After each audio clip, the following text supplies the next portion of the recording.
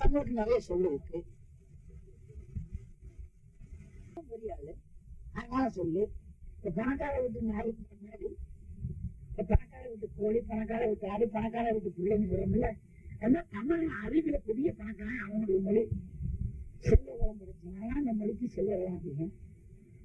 ஆனா தமிழ் மொழி உலகத்திலே ஈடு இணையற்ற மொழி, ஆதி மொழி, தென்னான மொழி சும்மா சொல்லிக்கிட்டு கூட நம்ம செஞ்சு பார்க்கணும். எப்படி தென்னான மொழி, எப்படி ஆதியான மொழி, அதை சொல்றது யாரும் இல்லையா? பழையன கழுதன்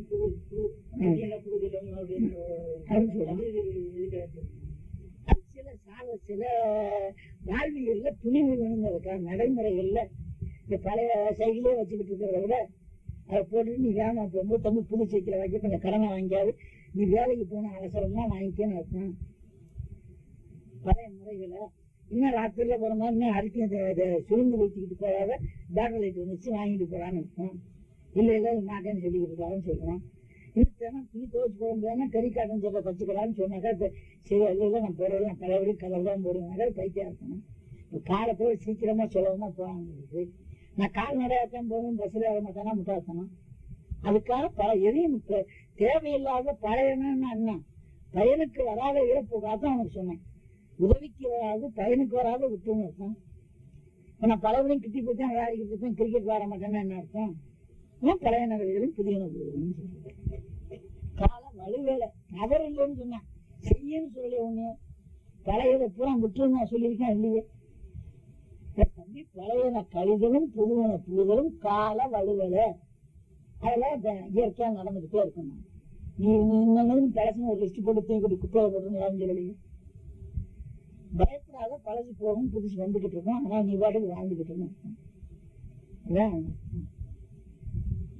பழமொழிக்கு நம்ம அர்த்தம் தெரியாம இருக்கும். ஆலயம் தொழுவது சாலமும் என்றுன்னா ஆலயம்னா என்னன்னே ஒரு வீடுன்னு தெரியாது. அப்புறம் எங்க போய் தொழுகை செய்யறது? ஆலயத்துலதான் தொழுகை செய்யணும், கோயிலில் கும்பிடணும். அப்ப கோயில் எது ஆலயம் வித்தியாசம் செஞ்சாதான் இங்க கும்பிடணும், அங்க தொழுகணும். அது என்ன முட்டாசனமா போச்சு. ஆலயம்னா யாருக்குமே தெரியாத, கோயில்னு சொல்லுதான் தெரியும். இந்த ஒரு சொல்ல இருந்ததுனால நம்ம மதத்தை பண்ணுவேன். நோம்பு 5 ரூபாய் தொழுக சொன்னால் நம்ம 6 ரூபாய் தொழுகிறோம். தமிழ் 6 ரூபாய் தொழுதுகிட்டு இருந்தோம். நீ தொழுகை மறந்தா தமிழ் விழுந்து போச்சு. தொழுகை முறையே தமிழன் புரியுது தானே. இந்த 6 காலம் தொழுதுகிட்டு இருந்தோம். ஆனா ஆலயத்துக்கும் கோயிலுக்கும் வித்தியாசத்துல அழிஞ்சு வச்சு. எனவே சொல்லுதான் முக்கியம், ஜாக்கிரதை. அதுக்கு நீங்க எல்லாம் பாடுகிறோம். ஒவ்வொருத்தரும் நினைச்சா ஒரு 1000 சொல்ல எழுத்துக்கு நான் போட்டுக்கிட்டே இருக்காங்க. தமிழ் சொல்லு எல்லாத்துக்கும் அரசாங்கத்தை நம்ம இல்லையே, நம்மளே செய்யறாங்க. அதை நீயே சொல்லிக்கிட்டு தான் என்னென்ன சொல்லு இருக்கு. அதுதான் நான் சொல்றேன். தனி மனிதர்கள் தான் சமுதாயத்தை வழிகாட்ட முடியும். தனி மனிதர்கள் தைரியமா முன்னுக்கு வரணும். நானும் தோல்வி மனப்பாடையோட போய் ஒரு காட்டுல உட்காந்துக்கிட்டு எனக்கு தொலைஞ்சு போச்சு. நான் அப்படி உட்கார்ந்து கூடாதுங்கிறத உங்க அம்மா அளவுக்கு கட்டாயம் போட்டு உனக்கு எது எல்லாத்தையும் சொல்லி அதோட இதையும் சொல்றேன். உனக்கு சோதனை சொல்லணுங்கிறதோ முற்பிறப்பு மரபை சொல்லுங்கிறதா கூப்பிடுறேன். தமிழ்ல உனக்கு ஆர்வம் இருக்கும், தம்பி எழுதியிருந்தாங்க. சரி இவ்வளவு ஆர்வம் உள்ளவனுக்கு ஏதாவது நல்ல செய்யணுங்கிறதுக்காக தான் அதை சொல்லிக்கிட்டு இருக்கேன். எல்லாத்தையும் கூப்பிட்டு தமிழ் மாத்திரம் பேசி நான் எப்படி அனுப்பிச்சிருப்பேன். தமிழ்ல ஆர்வம் இல்லைங்கிறதா உனக்கு காப்பாற்றணும்னு நினைக்கிறேன். புரியுதா? இல்ல நீ யாரா நான் யாரும் பணக்காரங்கிறதுக்காக மக்களுக்காக வந்து கூப்பிட்டு பேசல. உனக்கு தமிழ்ல ஆர்வம் இருக்கு அப்படின்னா அப்ப நீ வாழ்ந்தா தமிழ் வாழும். எனவே உன்னை வாழ வைப்பேன்னு நினைக்கிறேன். அதுதான் மெயின். அதுக்காக உனக்கு முதன்மை கொடுத்து முக்கியத்துவம் கொடுத்து இத்தனை பேரை பேசுறேன். ஆனா நான் தமிழை மதிக்கிறேன்னு தெரியுது, விரும்புறேன். உங்க ஆர்வத்தை போச்சுக்கணும், பாராட்டேன். அது வளரணும், செழிப்பா இருக்கணும். அது காலப்போக்க நீ சரி தமிழ்ல நமக்கு ரொம்ப ஆர்வம் தீர்ந்து வச்சுன்னு அதை செத்து போனதா ஆக்கிடக்கூடாது. அவனுடைய வேகத்தை குறைக்கணும். நாளாக அவனுக்கு தமிழ்ல ரொம்ப வெறி வரணும். அதுதான் தேவை. அதைத்தான் நம்ம எதிர்பார்க்கணும்.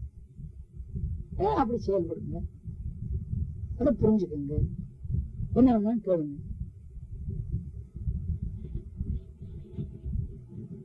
இருக்கு ஆலயம் கோயில் 2 மாத்திரம் இல்ல, 48 இருக்கு. கோயில்ல கும்பிடணும். கும்பிடுறதுன்னா நின்று போய் 2 கையும் கும்பிட்டு கும்பிட்டு சாமி என்னை காப்பாத்துன்னு சொல்லி நீ வாடி போய்கிட்டு இருக்கலாம். அங்க அப்படி உடனே அட்டன்டிவ் இருக்கும். சரி வந்திருக்கேன் சத்தியமூர்த்தி அப்படின்னு உடனே அளவு கிடைக்கும். அது எலக்ட்ரானிக் சிஸ்டம்னு வச்சுக்க, உடனே கிடைக்கும். கால்குலேட்டர் மாதிரி டக்குன்னு போட்டா கால்குலேஷன் கிடைச்சிடும். கோயில் ஆலயம் அப்படி இல்லை. நீ போய் உட்காந்து கை காலெல்லாம் கழுவிட்டு அங்க போய் அமைதியா உட்காந்து மண்டிக்கால் போட்டு படுத்து இந்த காலு கையெல்லாம் நான் வைக்கிறேன்ல இப்படி வச்சு தொழுது வரணும். ஆக ஒரு அரை மணி நேரம் செலவணும். அப்ப அது ஸ்லோ ப்ரோசஸ், அது ரொம்ப லாங் ஸ்டாண்டிங் வேற. ஒரு நாளைக்கு 6 காலம் தொழணும். அங்க ஆலயத்துல தான் தொழணும். அங்க இருக்கிற ஆளுக்கு தான் நீ தொழுதாக்க பார்ப்பான். கும்பலோட பார்க்குற எலக்ட்ரானிக் சிஸ்டத்துல முடியாது. எனவே ஆலயத்துல தொழுகணும், கோயில்ல கும்பிடணும். இது மட்டும் இல்ல, அழுகை முறை, எல்லல் முறை, ஏசல் முறை, வேண்டுதல் முறை, பாடு கிடத்தல், இப்படி எத்தனை அதற்குரிய கோயில் இருக்கு. அப்ப ஒவ்வொன்றுக்கு ஒவ்வொரு கோயில் இருக்கு, ஒவ்வொரு வகை.